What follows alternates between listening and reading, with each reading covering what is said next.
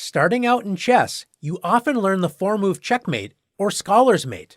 We've all fallen for the back-rank checkmate, and you may have also learned the smothered checkmate. Let's go a bit deeper and learn some of the more interesting checkmate combinations in chess. We are going to look at several checkmates with many different names. Don't worry if you can't remember them all. Just try to enjoy and learn the checkmate patterns we explore.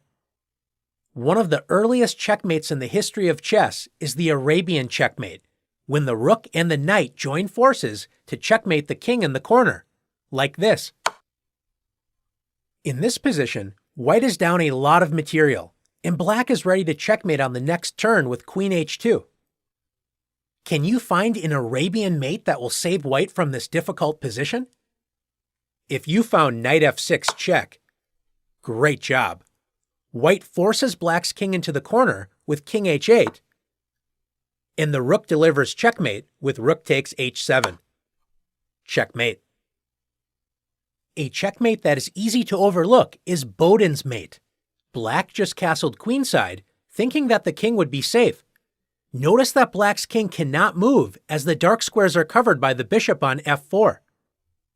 If black didn't have a pawn on b7, white would be able to deliver checkmate with bishop a6. Can you see how white can force the b7 pawn to move and deliver checkmate? That's right, with the incredible queen sacrifice, queen takes c6 check. Black is forced to capture the queen with b takes c6, opening up the diagonal for Boden's mate with bishop a6. Checkmate. White's two bishops work together to checkmate the enemy king. Let's take a look at another mating idea. When a king has two of its own pieces directly next to it on the same rank, this can create an epaulette mate. White delivers checkmate with queen e6. Checkmate. In this position, American master Paul Morphy has the white pieces. White is threatening g7, trapping black's rook on h8. Black's best choice is to take the rook on f3, but black doesn't sense the danger in the position and plays h takes g6, assuming that Morphy must now move the queen that is under attack, but white now unleashes the epaulette mate. Can you see it? Morphy begins the combination with rook f8 check, forcing queen takes f8, and after rook takes f8 check, rook takes f8. Now both of black's rooks block the king's escape, allowing the epaulette mate with queen g6. Checkmate. The swallow's tail mate is similar to the epaulette mate, but this time the king that will be checkmated has two pieces blocking it from behind, one diagonal square each. White delivers checkmate after queen e6. Can you find the swallow's tail mate in this position? White can blast open black's defenses with rook takes g7 check, forcing king takes g7, and white delivers the swallow's tail mate with queen g6. Checkmate. Black's king cannot escape the checkmate because the two rooks block its path. This checkmate is named after the American master Paul Morphy, known as the Morphy's mate. It's a nice combination of bishop and rook. It begins with rook takes g7 check, forcing the black king to h8, where the king is now lined up with white's rook and dark squared bishop. After rook takes f7 check, white discovers the bishop's check against the king, forcing king g8.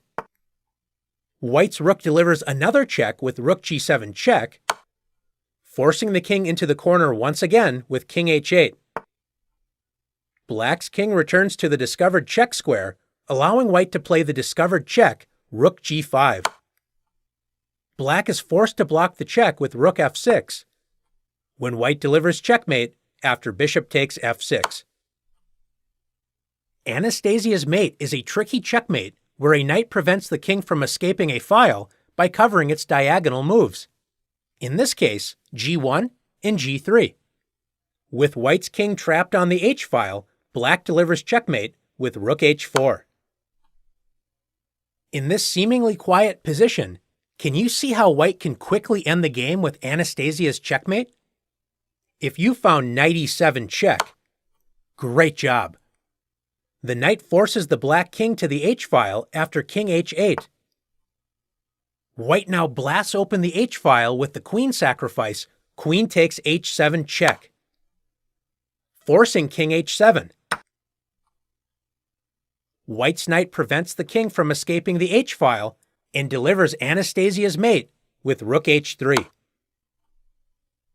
Blackburn's mate is truly a team effort. White's dark-squared bishop is on the long diagonal and is joined by the light-squared bishop on the b1 to h7 diagonal, pointing directly at black's castled king. White's knight is posted on g5, and white's queen is ready to rip open lines. Blackburn's mate begins with the powerful queen sacrifice, queen takes h5. White's queen joins the knight to threaten checkmate on h7, and at the same time connects with the dark-squared bishop to threaten checkmate on h8. This means that if black captures the knight with bishop takes g5, white delivers checkmate with queen h8. After accepting white's queen with g takes h5, black is now checkmated after bishop h7. Let's take a look at one more checkmate pattern together. Damiano's mate is one of the most spectacular checkmates in chess. In this position, black is about to get checkmated on the a-file. Black has a dream if the queen could somehow get to the h2 square, the position would be checkmate.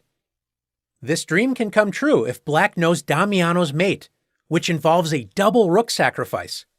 Black begins the combination with rook h1 check. White's king is forced to accept the rook sacrifice with king takes h1. Black continues the attack with rook h8 check. And after king g1, black sacrifices the second rook with rook h1 check, forcing white to play king takes h1. The two rooks are sacrificed to clear open the queen's path to attack white's king with queen h8 check.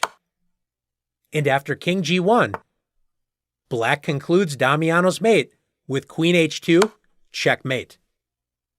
Now that you've learned some of the most fun checkmates in chess, can you play these checkmates yourself? Let's see.